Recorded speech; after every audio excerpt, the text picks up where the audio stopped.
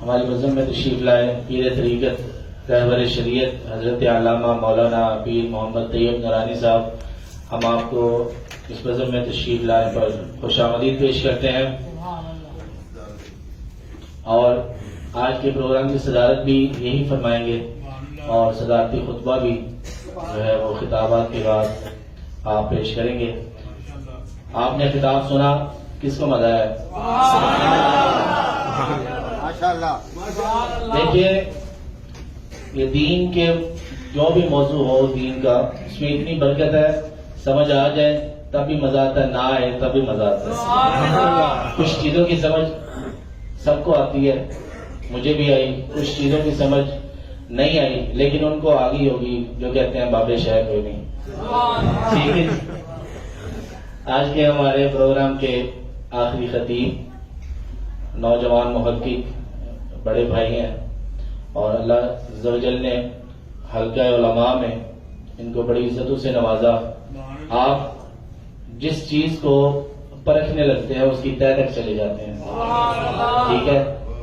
تو آپ کا موضوع ہے حضور غوث اعظم رضی اللہ تعالیٰ عنہ، ان کی تحقیقی، فکری، انقلابی جو ان کی خدمات ہیں وہ آپ ہمیں سنائیں گے۔ تشریف لاتے ہیں حضرت علامہ مولانا حافظ محمد رضا الحسن قادری۔ نعرہ تکبیر، نعرہ رسالت، نعرہ رسالت، نعرہ تحقیق، نعرہ حیدری، نعرہ غوثیہ۔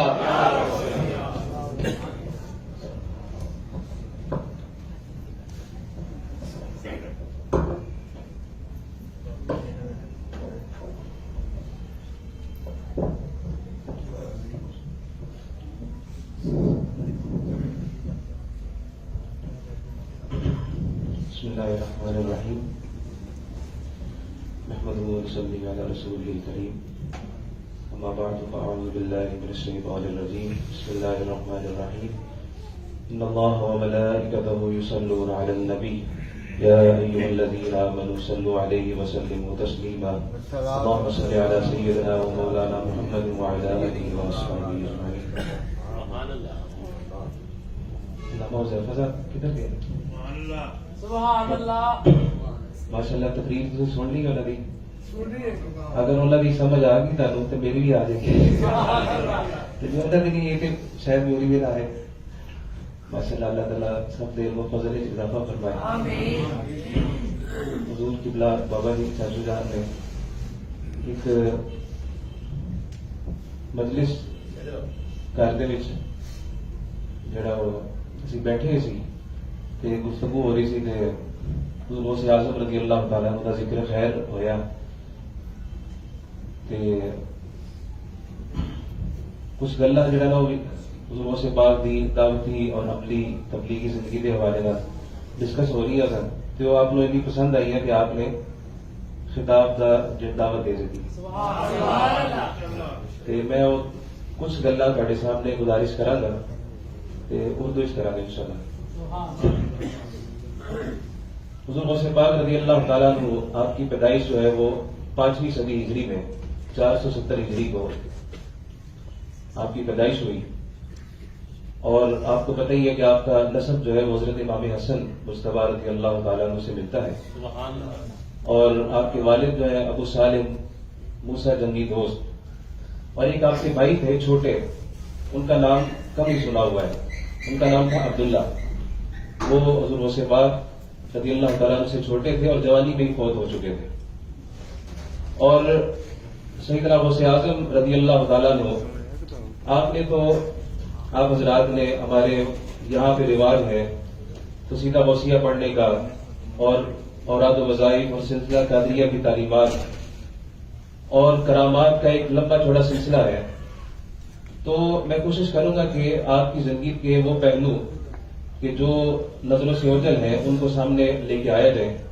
اس کی وجہ یہ ہے، ایک تو موضوع کی تو مجبوری ہے ہی ہے، لیکن یہ قادری خانقاہ بھی ہے، آپ سب جہاں جس سے وابستہ ہیں، اس خانقاہ سے سیدنا غوث پاک رضی اللہ تعالیٰ عنہ کی پوری شخصیت اور آپ کی پوری فکر کا جو ہے وہ سبق آپ کو ملنا چاہیے. کیونکہ یہ کرامات دکھانے والے جو باتیں اور اس سے عام لوگ جو پڑھا لکھا طبقہ ہے یا ماڈرن طبقہ جو ہے وہ یہ تاثر لیتا ہے کہ جو ہے نا یہ مشعوذہ باز قسم کا جو ہے نا یہ طبقہ ہے. تو ہم اصل میں قرآن و سنت کی بنیاد لے کے اور بزرگان دین کا دامن پکڑ کے بزرگان دین نے اپنی زندگی میں صرف کرامتیں نہیں دکھائی بلکہ انہوں نے ایسی جدوجہد کی ہے اور ایسا انہوں نے لازوال اور باکمال عہد چھوڑا ہے کہ اس کو دریافت کرتے کرتے ہماری زندگیاں کم پڑ جائیں گی. سیدنا غوث پاک رضی اللہ تعالیٰ عنہ آپ کے والد جو ہے وہ جلد ہی انتقال ہو گیا ان کا، اور آپ کے جو نانا تھے حضرت عبداللہ سومعی وہ بڑے درویش اور ولی اللہ مشہور تھے، ان کی شہرت تھی بڑی. تو آپ آل عبداللہ سومعی کے لقب سے یاد کیے جاتے تھے. یہ عبداللہ سومعی کے حالانکہ وہ آپ کے نانا تھے تو شہرت تو اپنے نسب سے یا دادا سے یا باپ دادا سے ہوتی ہے، لیکن آپ اپنے نانا کے نام سے جو ہے مشہور تھے، اور اس وجہ سے آپ کو اپنے علاقے میں اپنے معاشرے میں بڑی عزت اور تکریم اور بزرگی جو ہے وہ اللہ تعالیٰ نے بخشی ہوئی. جب آپ 18 سال کے ہوئے 488 ہجری میں، اس وقت آپ بغداد شریف آئے علم دین حاصل کرنے کے لیے، اور آپ نے وہاں پہ بغداد میں جو چوٹی کے اساتذہ تھے، جو علوم و فنون کے ماہر تھے، آئمہ تھے، ان سے علم حاصل کیا.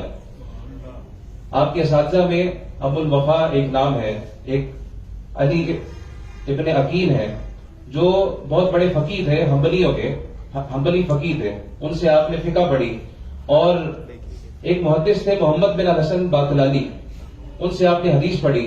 اور بغداد کے بہت بڑے ادیب اور خطیب اور مایہ ناز لغوی ابو زکریا تبریزی، ان سے آپ نے لغت کے علوم پڑھے، صرف و نحو، گرامر اور اس طرح کے علوم جو ہے آپ نے ان سے پڑھے. اور جو آپ کے شیخ طریقت ہیں، دو شخصیات ہیں، حضرت ابو الخیر حماد بن مسلم الدباس، ان سے آپ نے طریقت کے منازل طے کرنی شروع کی، اور کچھ عرصہ ان کے پاس جو ہے وہ زانو تلمس طے کیا.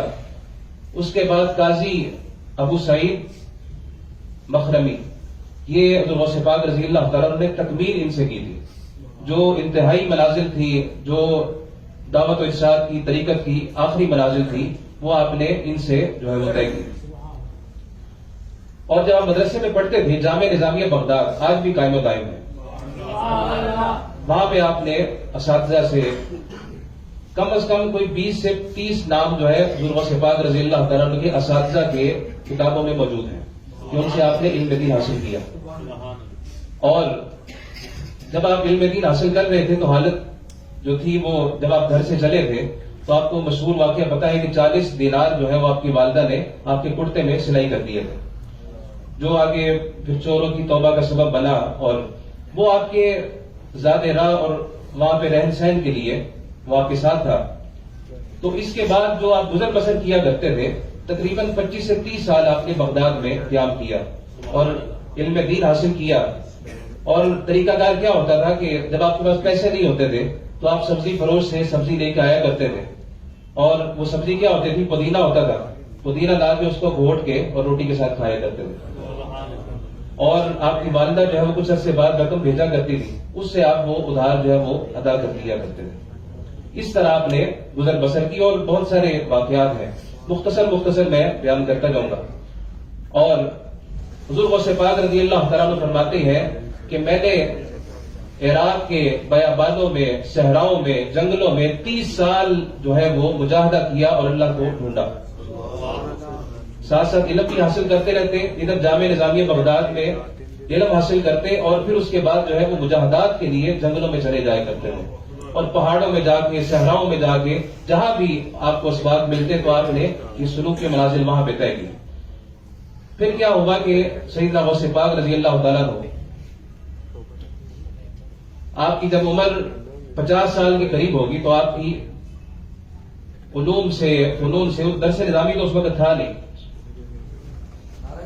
تکبیر اللہ اکبر رسالت یا رسول اللہ. جب 50 سال آپ کی عمر ہو گئی تو علوم سے فراغت ہو گئی اور آپ کی ساری منازل جو ہے وہ طے ہو گئی. اس وقت سیدنا غوث پاک رضی اللہ تعالیٰ عنہ نے تجدید کا، آپ کو پتہ ہے کہ حضور غوث پاک رضی اللہ تعالیٰ عنہ مجدد بھی ہے اس امت کے، سبحان اللہ. اپنی صدی کے آپ مجدد ہیں. امام غزالی اور سیدنا غوث پاک رضی اللہ تعالیٰ عنہ اپنی صدی کے 2 مجدد کہلاتے ہیں. اور اس کے بعد کیا ہوا، اب میں آپ کو تھوڑی سی ایک تصویر جو ہے وہ غوث پاک رضی اللہ تعالیٰ عنہ کی دور میں جو سیاسی حالات تھے، جو علمی حالات تھے، معاشی حالات تھے، اس کی تھوڑی سی ایک تصویر آپ کے سامنے پیش کرتا ہوں. اس کی وجہ یہ ہے، یہ لازمی ہے کہ غوث پاک رضی اللہ تعالیٰ عنہ یا کسی بھی شخصیت کے احوال کا مطالعہ کرنے کے لیے اس دور کے تمام حالات ذہن میں ہونا ضروری ہے. آج کے دور میں جو بندہ کام کرے گا، دعوت و ارشاد کا، تبلیغ کا کام کرے گا، اس کو سیاسی حالات بھی اس کے اوپر اثر انداز ہوں گے.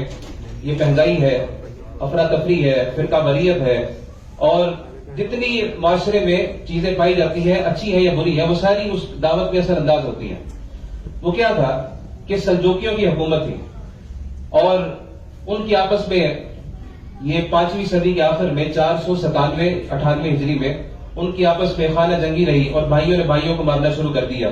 بہت اچھے کام کیے سلجوکیوں نے. سلجوکی جو ہے نا وہ گریٹ سپر پاور تھے، اور لیکن زوال کا جب شکار ہوئی تو آپس میں خانہ جنگی ہوگی، بھائیوں نے ایک دوسرے کو مارنا شروع کر دیا.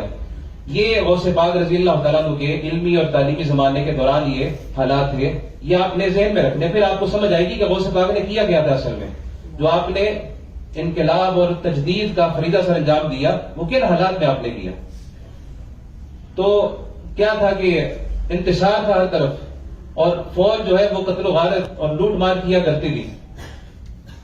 اور فرقہ باطنیہ جو تھا، یہ ایسا ایک چیلنج تھا کہ اس نے معاشرے میں بڑی خرابی پیدا کی. کیسے؟ حسن بن سبا جو ہے، جس کا بانی تھا، نام سنا ہوگا آپ نے.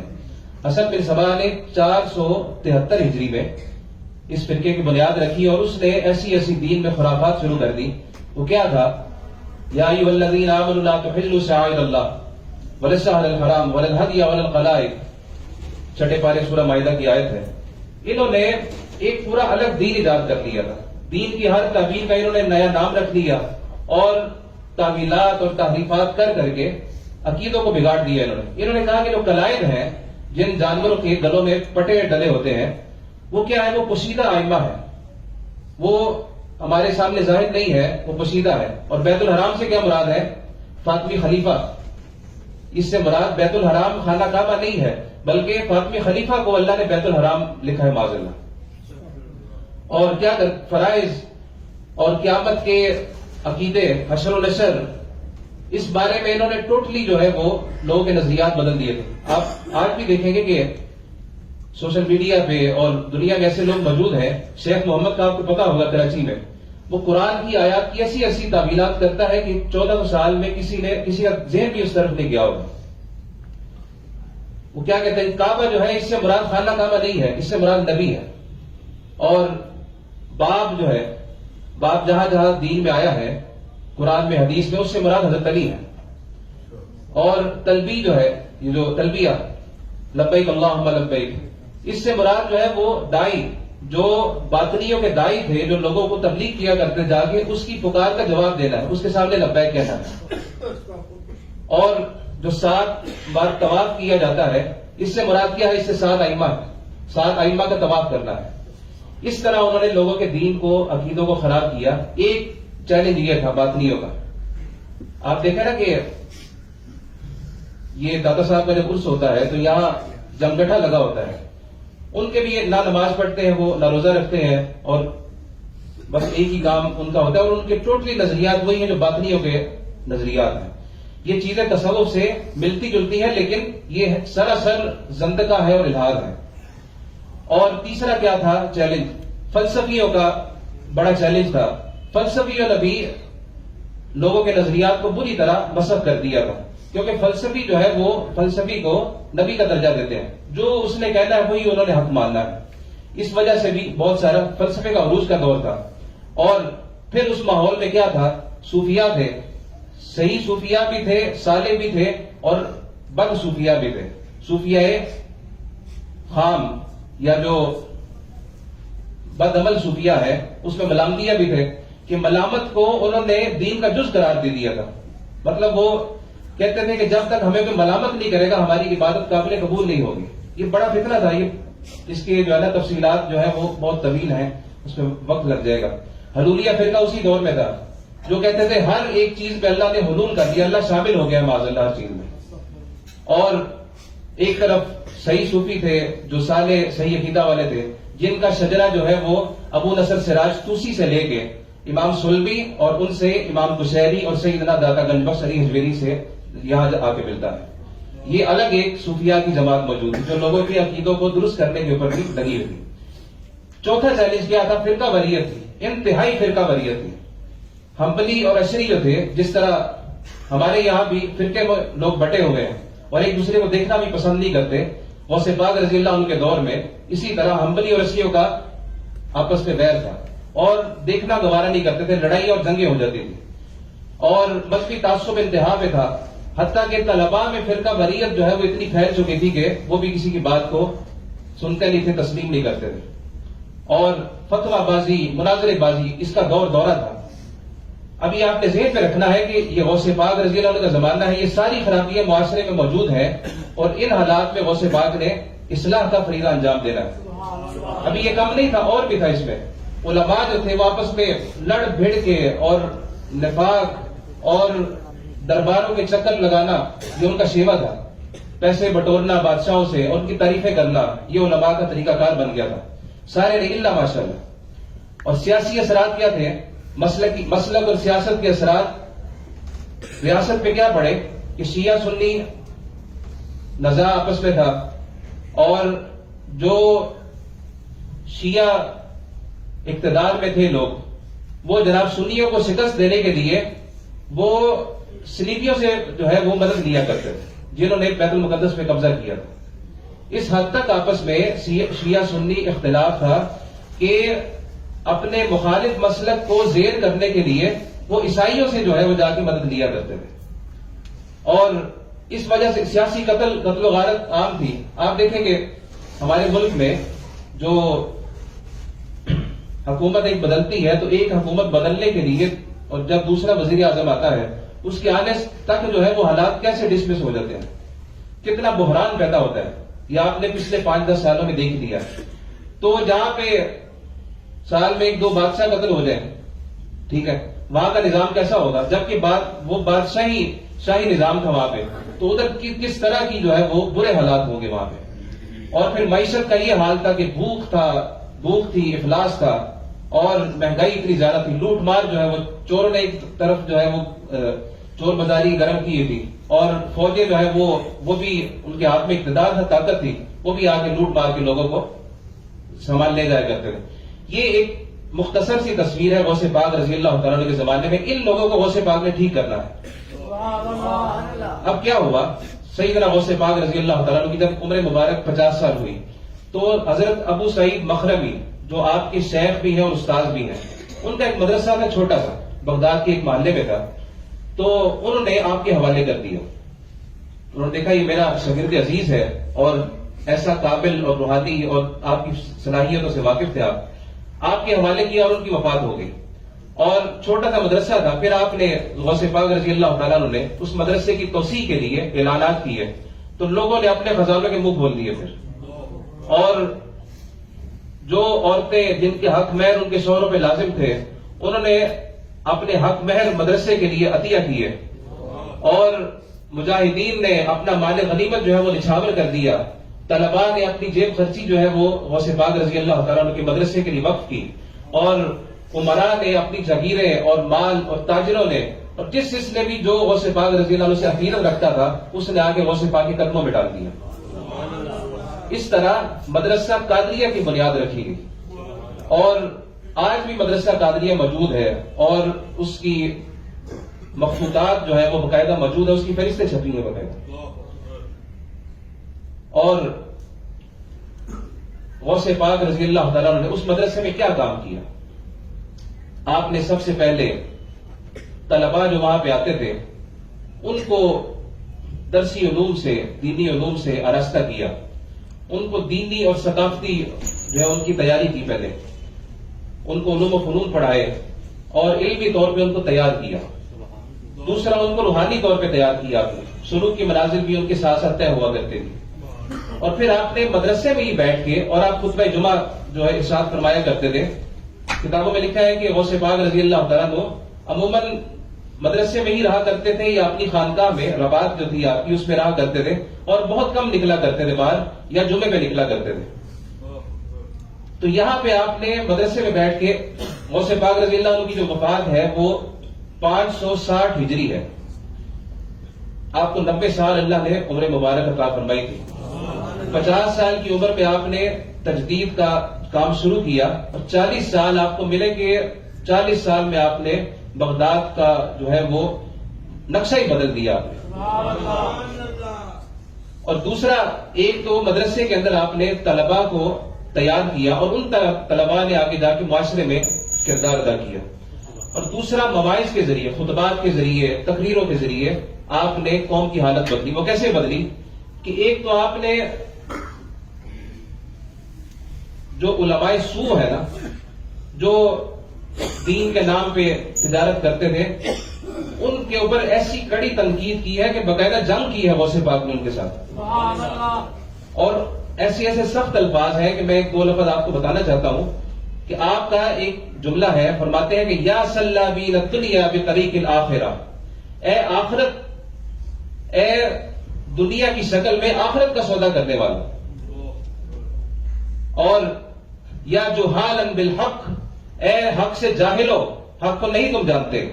انتم احق بالتوبۃ من ہؤلاء العوام، تم اس عوام سے زیادہ توبہ کرنے کے حقدار ہو، تمہیں عوام سے زیادہ اور اس سے پہلے توبہ کرنی چاہیے. وانتم احق بالاعتراف بالذنوب من ہؤلاء، اور تمہیں ان عوام سے زیادہ اپنے گناہوں کا اعتراف کرنا چاہیے. لا خیر عندکم، تمہارے پاس کوئی خیر نہیں ہے. یہ علماء سو پہ آپ تنقید کر رہے تھے کہ جو تجدید کے راستے میں رکاوٹ تھے اور لوگوں کو حق کی بات سننے کا موقع نہیں دیا کرتے تھے. اور ایک جگہ آپ نے فرمایا یا خونۃ فی العلم والعمل، اے علم و عمل کے خائنوں، خیانت کرنے والوں. یہ آپ نے علماء سو پہ تنقید کی ہے. اس سے پتہ چلتا ہے کہ غوث پاک اور رضی اللہ تعالیٰ عنہ اور قادری جو منہج ہے وہ یہ ہے کہ علم و عمل کے راستے میں اور تجدید اور اچھائی کے راستے میں جو علماء بھی آئے تو اس کو بھی جو ہے وہ للکارنا چاہیے اور اس کا. اور آپ نے فرمایا سلاطین پہ اور حکام پہ آپ نے کڑی تنقید کی اور فرمایا کہ لوگوں نے بادشاہوں کو خدا بنا لیا. اور خدا کیسے بنایا ہے کہ اس کی تعظیم کرتے ہیں. اور ایک بڑا خوبصورت جو ہے وہ اقتباس میں آپ کے سامنے رکھنا چاہتا ہوں کہ غوث پاک نے کن الفاظ کے ساتھ لوگوں کو جھنجھوڑا ہے. الفتح الربانی آپ کی کتاب ہے مواعظ اور خطبات کی، اس میں آپ فرماتے ہیں کہ تو اسلام کو صحیح سمجھا نہیں ہے. جو لوگ اس زمانے میں ایک عام بندے کو مخاطب کر کے فرماتے ہیں کہ نہ تیری شہادت مکمل ہے، نہ تو کلمہ پورا پڑھتا ہے، نہ تیرا لا الہ الا اللہ تو کہتا ہے تو وہ بھی جھوٹ بولتا ہے. تمہارے دل میں خداؤں کا ایک گروہ بس رہا ہے. وہ کیا ہے کہ سلطان اور علاقے کا حاکم جو ہے وہ تیرے اندر ایک خدا بیٹھا ہوا ہے کہ تو اس سے ڈرتا ہے. وہ ڈر جو ہے وہ ایک بت ہے، اور وہ اصل جو ہے وہ جو خدا کے جو مقام ہے وہ تو نے اس ڈر کو دیا ہوا ہے. اور اپنے کسب اور اپنے زور بازو اور اپنی قوت سماعت و بصارت اور اپنی طاقت پر تو اعتماد جو کرتا ہے وہ بھی تیرے اندر ایک خدا بیٹھا ہوا ہے. اور یہ خدا کا مطلب یہ ہے خدا جو بٹھایا ہوا ہے، اس کا مطلب ہے شرک تیرے اندر جو ہے وہ تیرے دل میں اس نے قبضہ کیا ہوا ہے. کیونکہ اللہ کے ساتھ کسی کو شریک ٹھہرانا یہ تو ظاہر ہے کہ سب سے بڑا کفر ہے. اور فرماتے ہیں کہ نفع اور نقصان اور عطا و بخشش اس کے لیے کسی سے کوئی چیز مانگنے کے لیے، امید لگانے کے لیے، مخلوق سے جو تم نے امیدیں لگائی یہ بھی ایک خدا ہے تیرے دل میں بیٹھا ہوا ہے. اور بڑی درد انگیز اور ایسی ایسی جھنجھوڑ دینے والی باتیں ہیں، ایسے ایسے اقتباسات ہیں. آپ مریدین کو کم از کم الفتح الربانی اور فتوح الغیب لازمی پڑھنی چاہیے غوث پاک کی کتابوں میں سے. اگر آپ قصیدہ غوثیہ کی جگہ ان کتابوں کو پڑھ لیں گے نا تو اس کا بہت زیادہ فائدہ ہوگا.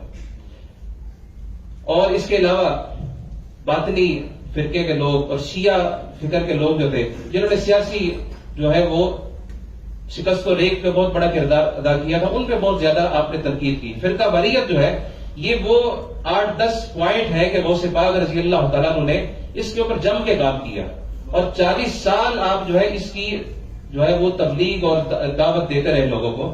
تب جا کے ایک ایسی نسل تیار ہوئی کہ اس نسل نے پھر کیا کیا کہ جو مدرسہ قادریہ میں پڑھنے والے طلباء تھے جو وہاں سے فاضل ہوئے، وہ ان کی جب ایک کھیپ تیار ہوئی تو غوث پاک رضی اللہ عنہ کا وصال ہو گیا.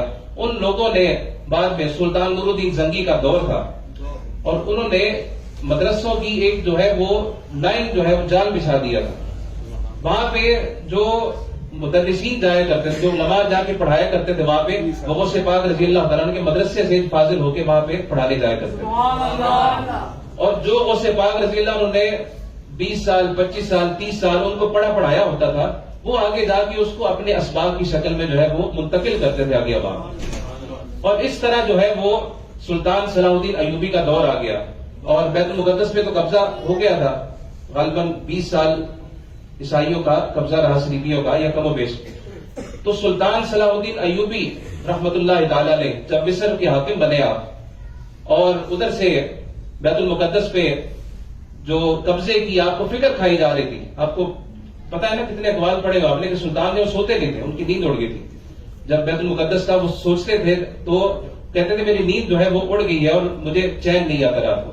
جب سلطان مصر کے حاکم بنے اور وہاں پہ بھی انہوں نے غوث پاک رضی اللہ تعالیٰ عنہ کے شاگرد اور تلامذہ اور مریدین، آپ کی جو فوج تھی نا سلطان صلاح الدین ایوبی کی، اس پہ جو مشیری اعلیٰ تھے آپ کے، جو سب سے اعلیٰ مشیر تھے، وہ تھے موفق الدین ابن قدامہ حنبلی. نمت الاعتقاد ان کی عقائد کی کتاب ہے. وہ سلطان کے جو ہے وہ سپہ سالار تھے. اور آپ اس انتظامی ڈھانچے میں سلطان کے جو حکومت کا انتظامی ڈھانچہ تھا، اس میں کوئی گورنر ہے، کوئی اس میں سلطان ہے، کوئی جو مرکزی ہوتے تھے اس کے اوپر سارے غوث پاک رضی اللہ تعالیٰ عنہ کے مریدین اور آپ کے تلامذہ جو ہے وہ فائز تھے. اور انہوں نے زمام اقتدار سنبھال کے لوگوں کی اصلاح کی پہلے، اور پھر ایک فوج تیار کی.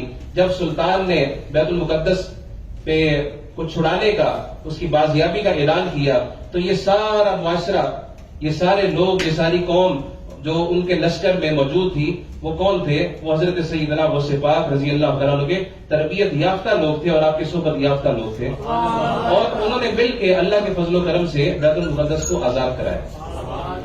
یہ آخری جملہ جو ہے نا، یہ غوث پاک رضی اللہ تعالیٰ عنہ کی ساری زندگی کی کا جو نچوڑ ہے یا جو اس کا حاصل ہے، وہ اس شکل میں ظاہر ہوا کہ اپنے زمانے میں آپ نے اصلاح اور تجدید کا وہ کام کیا کہ جس سے آگے جا کے بیت المقدس کی آزادی ہوئی.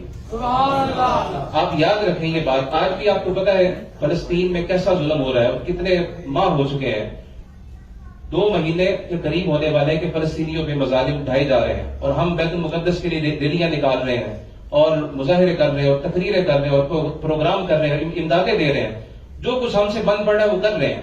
لیکن اگر آپ فکری اور نظریاتی طور پہ تیار نہ ہوئے تو شاید جو ہے وہ ہم یہ خواب پورا نہ کر سکیں. اگر ہم خواب دیکھتے ہیں بیت المقدس کی فتح کے، تو ہمیں امام غزالی اور سیدنا غوث پاک رضی اللہ تعالیٰ عنہ کی تعلیمات پہ جو ان کی کتابوں میں موجود ہیں، ایسا نہیں ہے کہ وہ ختم ہو چکی ہے، دنیا سے مٹ نہیں چکی، آپ کی کتابوں میں موجود ہے. بنیاد طالبین جو ہے وہ ہر بندے کو پڑھنی چاہیے. اس میں پوری زندگی کے بارے میں آداب اور احکام وہ سارے غوث پاک نے جمع فرما دیے ہیں. تو یہ آج کی گفتگو کا خلاصہ ہے کہ ہم روحانی طور پہ بھی اور فکری طور پہ بھی، نظریاتی اور علمی طور پہ بھی غوث پاک رضی اللہ عنہ کی تعلیمات کو اپنائیں تو ہم معاشرے میں کوئی انقلاب دے سکتے ہیں. اللہ ہمیں عمل کی توفیق عطا فرمائے.